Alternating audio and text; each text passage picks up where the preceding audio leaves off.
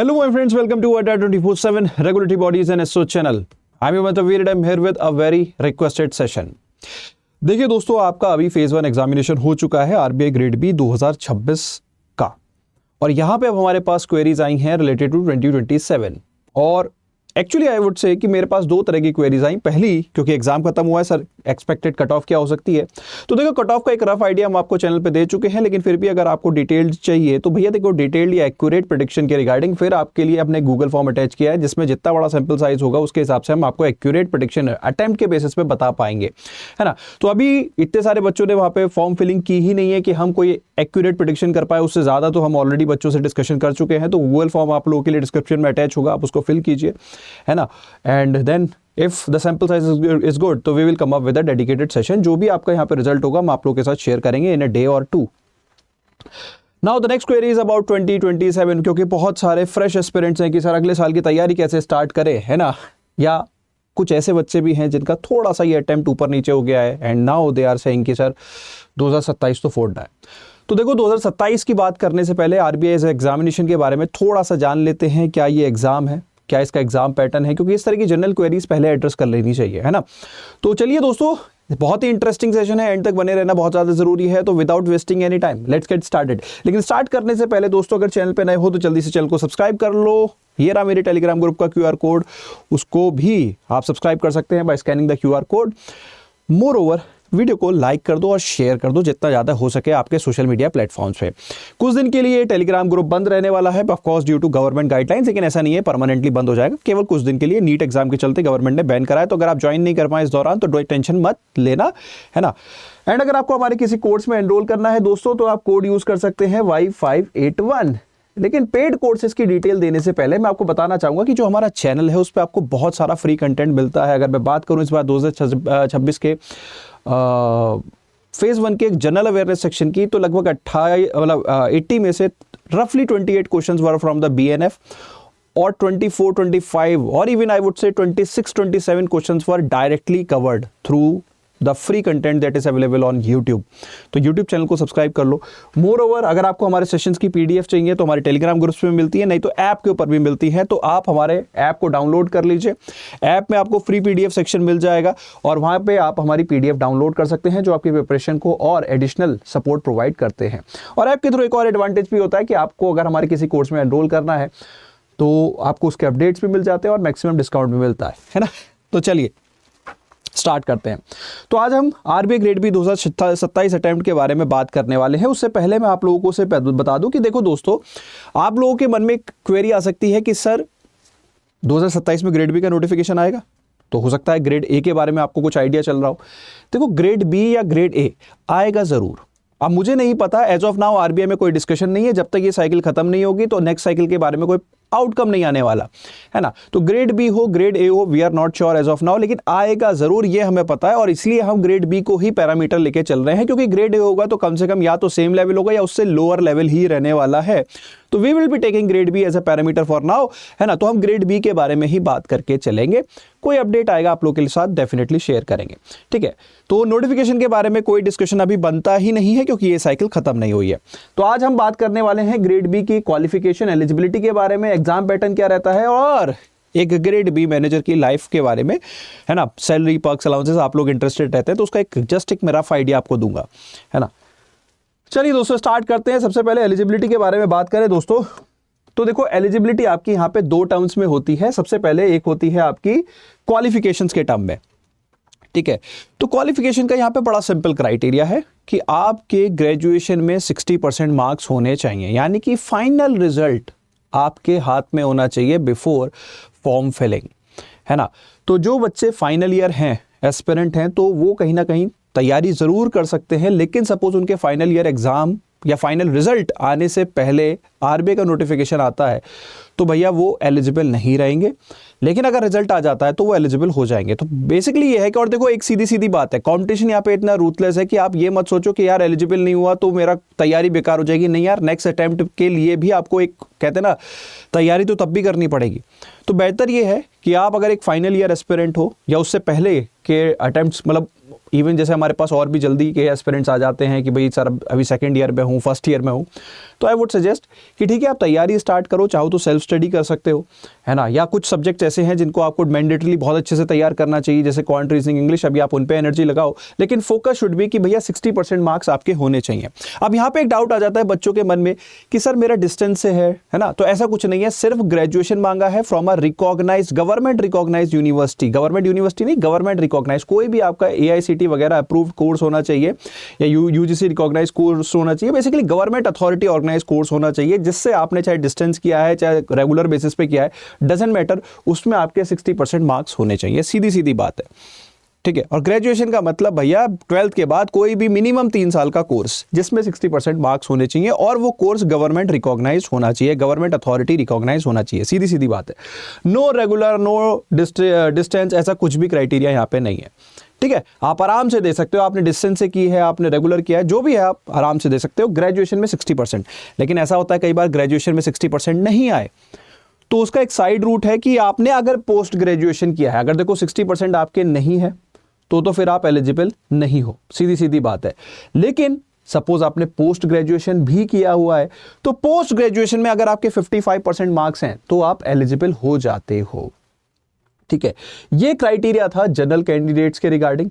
लेकिन अगर हम बात करें जो हमारे रिजर्व्ड कैंडिडेट्स होते हैं like SC ST persons with benchmark disability, उनके रिगार्डिंग फर्दर रिलैक्सेशन है।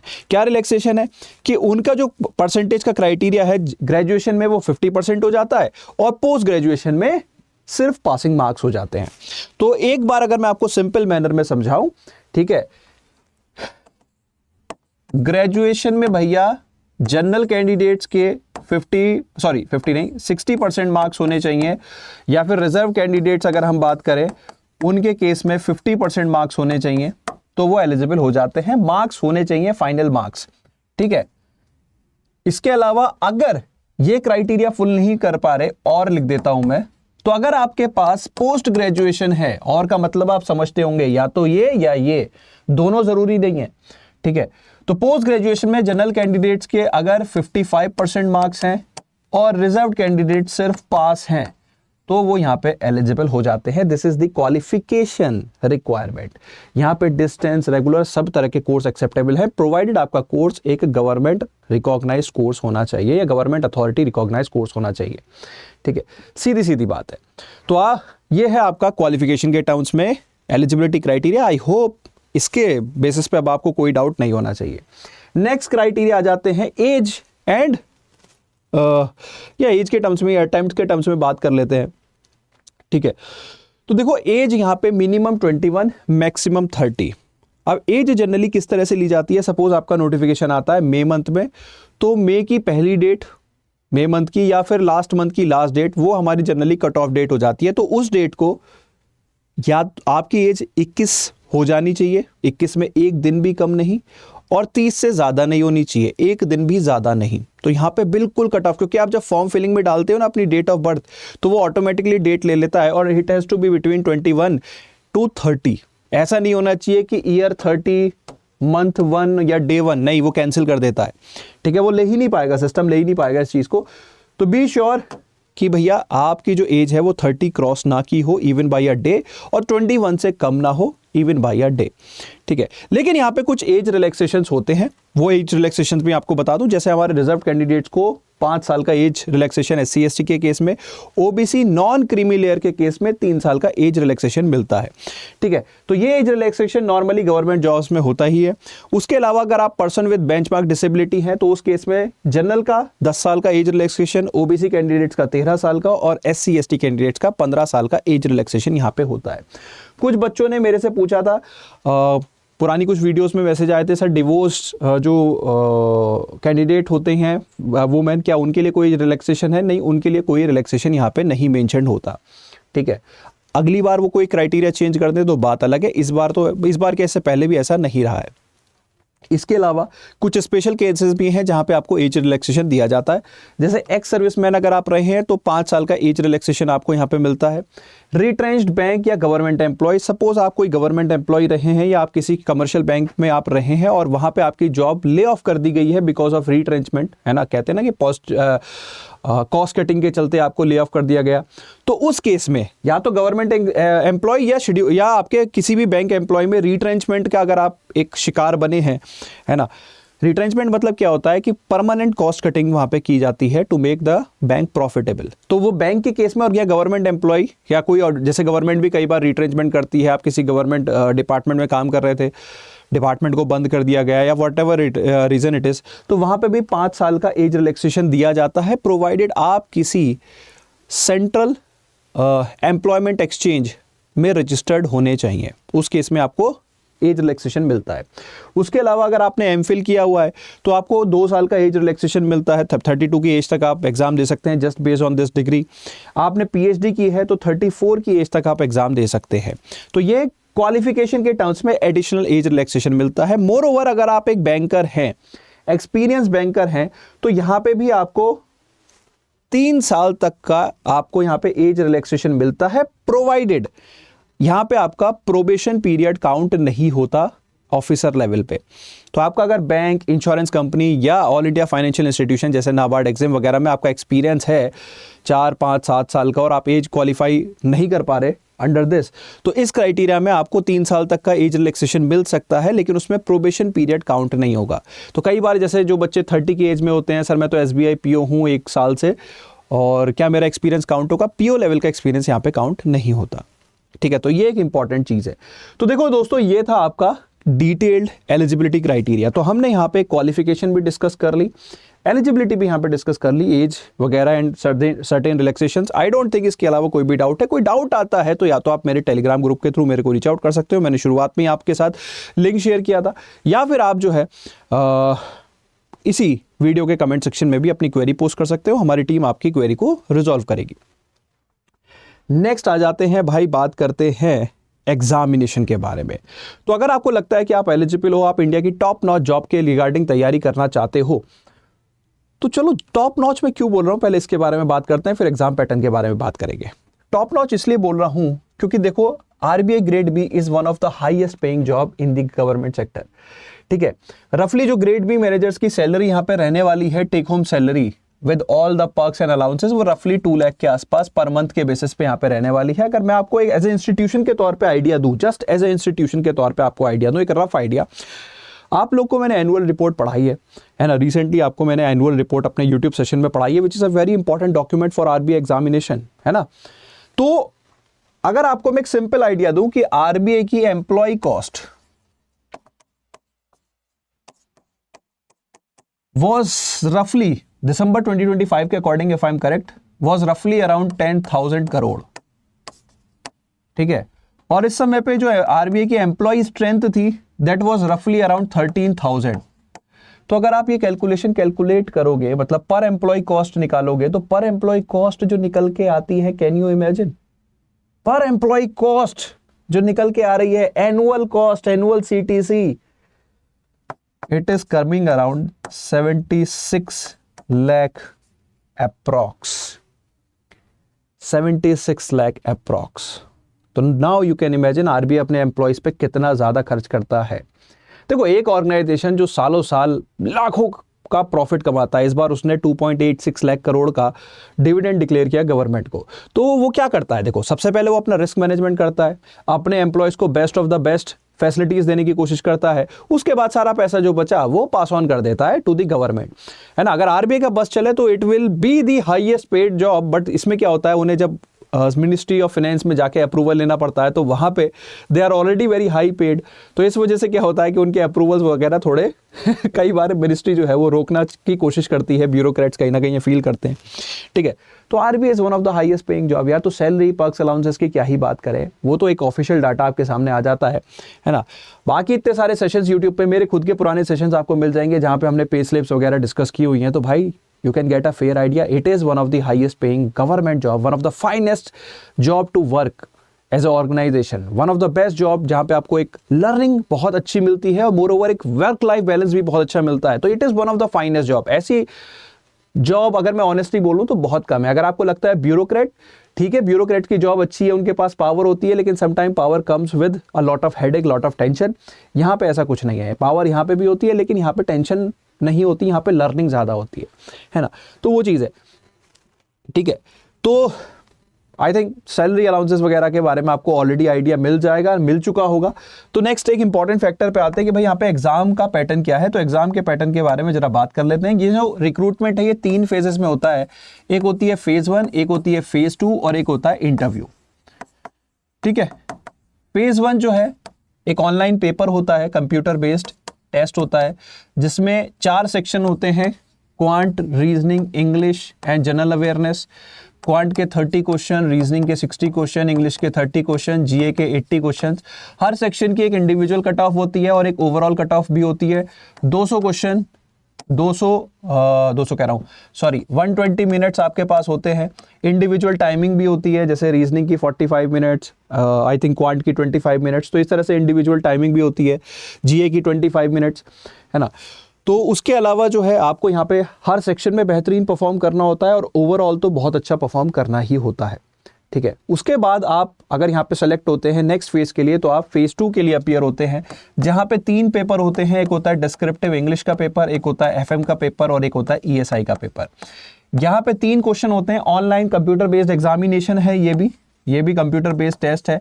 लेकिन यहाँ पे जैसे जो इंग्लिश पेपर है वो आपका बेसिकली डिस्क्रिप्टिव पेपर है, जहाँ पे कंप्यूटर पे ही आपको टाइप करना होता है। 3 क्वेश्चन होते हैं, एक होता है एस्से, एक होता है रीडिंग कॉम्प्रिहेंशन और एक होता है प्रेस सी। ठीक है, तो तीनों ही क्वेश्चन कंप्यूटर पे आपको टाइप करने होते हैं। एफएम और ईएसआई का थोड़ा सा स्पेसिफिक केस है, यहाँ पे ऑब्जेक्टिव क्वेश्चंस भी होते हैं, मतलब जो पेपर है वो 50 मार्क्स का ऑब्जेक्टिव है और डिस्क्रिप्टिव भी जो है वो 50 मार्क्स का है। ठीक है, तो डिस्क्रिप्टिव भी ऑनलाइन एग्जामिनेशन होता है। ठीक है, और तीनों ही पेपर एक दिन के अंदर होते हैं। काफ़ी हेक्टिक ये एग्जामिनेशन है, थोड़ा सा यूपीएससी का टच इन्होंने यहाँ पे दिया हुआ है ना। पहला एक पेपर होता है, फिर सेकेंड शिफ्ट में 2 पेपर बैक टू बैक होते हैं, है ना। तो एफएम जनरली मॉर्निंग शिफ्ट में रहता है और डिस्क्रिप्टिव इंग्लिश और ईएसआई जनरली आफ्टरनून शिफ्ट में होता है। बैक टू बैक ये पेपर होते हैं। ठीक है, तो ये कुल मिला के जो ये स्टेज है ये 300 मार्क्स की स्टेज होती है और यहाँ पे आपको ज़्यादा से ज़्यादा स्कोर करने की कोशिश करनी होती है। इसके बाद आपका 75 मार्क्स का एक इंटरव्यू भी होता है और ओवरऑल जो मेरिट बनती है वो फेज 2 और इंटरव्यू के बेसिस पे बनती है। ठीक है, तो आई थिंक आपको रफ आइडिया हो गया होगा। Now coming to the syllabus, तो इंडिविजुअल सब्जेक्ट्स का सिलेबस, स्ट्रेटजीज, बुक्स, सोर्सेज, उस सभी की वीडियो जो है आपको एक हमारे चैनल पे मिल जाएंगी और नहीं तो इन द कमिंग डेज आपको देखने को भी मिलेंगी। हमारे जो एक्सपर्ट मेंटर्स हैं for each of these subject, वो आपको इंडिविजुअली सब्जेक्ट के बेसिस पे गाइड करेंगे। So don't worry, do subscribe to our channel, है ना। अगर मैं इस वीडियो में कवर करूंगा तो बहुत ही ज्यादा लेंथी ये वीडियो हो जाएगी, बट यहाँ पे हमारा objective just to give you an idea about 2027 था। तो आई थिंक जो पॉइंट्स यहाँ पे हमने हाईलाइट किए थे वो सभी आपको क्लियर हो गए हैं। तो please do let me know, are you ready for 2027 attempt? Do write in the comment section. कई बार सिर्फ मन में कहने से नहीं, लिख के एक्नॉलेज करना पड़ता है ना। जब लिखोगे तो याद रहेगा मैंने कोई कमिटमेंट किया था और उस कमिटमेंट को आप फुलफिल करना है। तो that's it guys from my side. Coming to the courses part, अगर आपको देखो फ्री प्रिपरेशन, फ्री गाइडेंस चाहिए तो चैनल को सब्सक्राइब कर लो, हमारे टेलीग्राम ग्रुप्स को ज्वाइन कर लो, वहां पे हम आपको फ्रीली गाइड करते रहते हैं। कोई क्वेरी आई हमसे जुड़ो, हमसे पूछो। एंड अगर सिर्फ एक कंप्लीट कॉम्प्रिहेंसिव सॉल्यूशन चाहिए जहां पे कंप्लीट हैंड होल्डिंग हो, कंटेंट प्रोवाइड किया जाए, एग्जाम ओरिएंटेड एंड एवरीथिंग, तो भैया फिर उसके लिए हमारे पेड कोर्सेज है। पेड कोर्सेज कैसे एक्सेस कर सकते हो? आपको हमारी वेबसाइट आना होगा अड्डा 24/7। यहां पे आप आओगे, regulatory body section, RBI grade B. Oh I think, चलिए कोई बात नहीं, यहां से एक्सेस नहीं कर पा रहे, नीचे से कर लेते हैं कभी कभी थोड़ा सा इशू आ जाता है कैशे वगैरह का। ठीक है, तो यहां पे अगर आप नीचे आओगे तो रेगुलेटरी बॉडीज एंड एसओ, ये रहा आरबीआई ग्रेड बी। तो यहां पे आप देखोगे ये रहा हमारा foundation batch for 2027, RBI grade be target 2027 batch. 26 of June से यहाँ पे क्लासेस स्टार्ट होंगी, है ना। तो अभी आपके पास टाइम है, आप ये सारी चीज़ें एक्सप्लोर कर सकते हो। लेकिन मैं कहूँगा कि यार देखो, सपना है तो एनरोल करो और स्टार्ट योर जर्नी, है ना। वैसे मेरा एक सजेशन रहता है कि कई बार ये जर्नी थोड़ी सी लंबी हो जाती है और उस जर्नी में बहुत सारी एडिशनल चीज़ें की भी ज़रूरत पड़ती है। तो फिर आप बैंक महापैक प्लस में जा सकते हो। यहाँ पे हमारे जितने भी कोर्सेज आते हैं, फॉर एग्जांपल आपको आरबीआई की तैयारी के साथ एसबीआई पीओ भी करना है, आईबीपीएस पीओ भी करना है, मल्टीपल कंटेंट है, तो फिर आप इस बैच में जा सकते हो। ये batch one of the most affordable and quality content आपको यहाँ पे ऑफर करता है। और प्राइसेस में भी देखो, अगर आप बहुत ज़्यादा डिफरेंस नहीं है, लेकिन कंटेंट में बहुत ज़्यादा डिफरेंस है ना। कवरेज में बहुत मतलब इंडिविजुअल एग्जाम वाइज तो कोई डिफरेंस नहीं है, लेकिन मल्टीपल एग्जाम वाइज यहाँ पे आपके पास बहुत सारे चॉइसेस भी होते हैं। तो आई वुड सजेस्ट आप यहाँ पे बैंक महापैक प्लस में एनरोल कर सकते हो। और आई थिंक मुझे जब ये मैं वीडियो रिकॉर्ड कर रहा हूँ तो ट्रिपल वैलिडिटी दिख रही है, इसका मतलब यहाँ पे सेल भी है। ट्रिपल वैलिडिटी का मतलब एक तो आपको 6 मंथ्स के सब्सक्रिप्शन पे 3 टाइम्स वैलिडिटी मिलेगी, मतलब 18 मंथ्स की, मोर ओवर आपको यहाँ पे डिस्काउंट भी मिलेगा, मैं आपको शो कर देता हूँ, ठीक है। तो अगर आप जैसे यहाँ पे 78% ऑफ देख रहे हो दोस्तों, अगर आप यहाँ पे कोड यूज करोगे Y581, मैं लिख देता हूं, यू अप्लाई दैट, तो ये जो 78 है ये 80% हो जाएगा। कैसे? जब आप ऐप का यूज करोगे, तो ऐप के थ्रू आप एनरोल कीजिए and get the maximum discount, most affordable course, quality content in the market, और ऐसा कोर्स जहां पे आपको लाइव एनवायरनमेंट में सब कुछ सिखाया जाता है A to Z, है ना। We were the first to start this, and कई लोगों ने हमें कॉपी भी करने की कोशिश की, but they are not able to do that completely, है ना। तो क्वालिटी आप चेकआउट कर सकते हैं, बाकी ball is in your court. And इसके अलावा आपकी कोई भी क्वेरी है तो आप कमेंट सेक्शन में पोस्ट कर सकते हो। इसी के साथ वीडियो करते हैं wrap up. See you in the next class, wish you all the very best for 2027। Thank you so much.